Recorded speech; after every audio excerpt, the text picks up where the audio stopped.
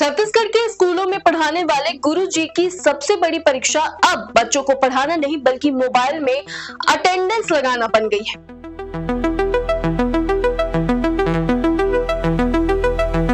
सोचिए, एक शिक्षक जो सुबह सुबह तैयार होकर स्कूल के लिए निकलता है, रास्ते में उफनती नदी है, कहीं कच्ची सड़क है, कहीं नेटवर्क नहीं है, लेकिन उसकी सबसे बड़ी चिंता क्या है? बच्चों की क्लास नहीं, बल्कि ये कि अगर वीएसके ऐप में अटेंडेंस नहीं लगी तो कहीं सैलरी ना कट जाए।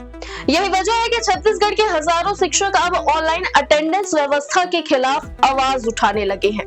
दरअसल राज्य में शिक्षकों की उपस्थिति वीएसके ऐप के जरिए दर्ज की जा रही है, लेकिन दूर दराज के इलाकों में नेटवर्क की समस्या और ऐप की तकनीकी खामियां इस व्यवस्था को शिक्षकों के लिए बड़ी परेशानी बना रही है। कांकेर जिले से सामने आई तस्वीरें इस परेशानी की गंभीरता साफ दिखाती हैं। शिक्षक उफनती नदी को छोटी नाव से पार कर स्कूल पहुंच रहे हैं।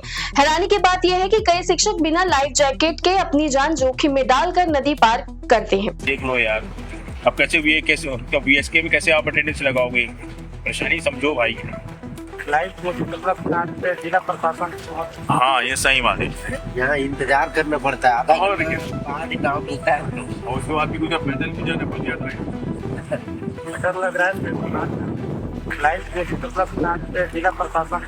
हाँ ये सही बात है। हाँ ये बहुत सही बात बोली कि हमको लाइफ जैकेट जिला प्रशासन से मिलना चाहिए। हम लोग जान जोखिम में डालते हुए देखो, कुछ जगहों पर तो खुद चप्पू चलाकर स्कूल पहुंचना पड़ता है ताकि समय पर ऑनलाइन अटेंडेंस दर्ज हो सके। सर स्वयं खुद अपना चप्पू चलाते हुए नाव पार कर रहे हैं। ये हमारे कंधारी के प्रभारी एचएम है। लाइफ जैकेट नहीं है, उफनती हुई नदी है, क्या होगा समझ सकते हैं, कभी भी कुछ भी हादसा हो सकता है। देखिए बहुत खतरनाक नदी है। शिक्षकों का कहना है कि कई गांवों में मोबाइल नेटवर्क ही नहीं मिलता, कभी ऐप खुलता नहीं, कभी लोकेशन सही नहीं दिखती तो कभी अटेंडेंस दर्ज नहीं हो पाती।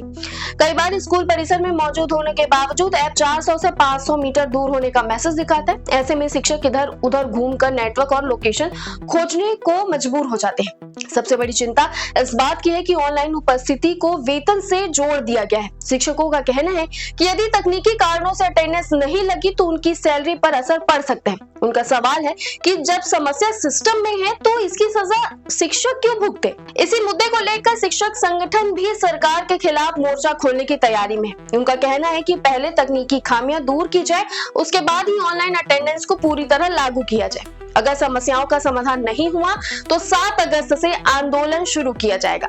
हालांकि स्कूल शिक्षा मंत्री गजेंद्र यादव का कहना है कि सरकार लगातार इस व्यवस्था की समीक्षा कर रही है। जिन इलाकों में नेटवर्क या तकनीकी दिक्कत है वहां शिक्षकों को फिलहाल छूट दी जाएगी और किसी का वेतन नहीं काटा जाएगा। विभाग को भी आवश्यक सुधार के निर्देश दिए गए हैं, लेकिन बड़ा सवाल अब भी वही है, क्या बिना मजबूत इंटरनेट और भरोसेमंद तकनीक के ऑनलाइन अटेंडेंस लागू करना सही फैसला था?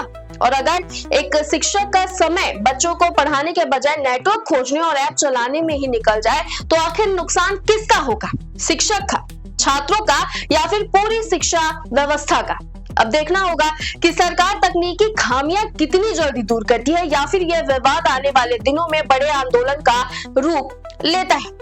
आपकी राय क्या है? क्या ऑनलाइन अटेंडेंस जरूरी है या पहले सिस्टम को पूरी तरह दुरुस्त किया जाना चाहिए? आप अपनी राय कमेंट में जरूर बताएं और ऐसे ही छत्तीसगढ़ की लेटेस्ट अपडेट्स के लिए मैम छत्तीसगढ़ को सब्सक्राइब करना ना भूलें।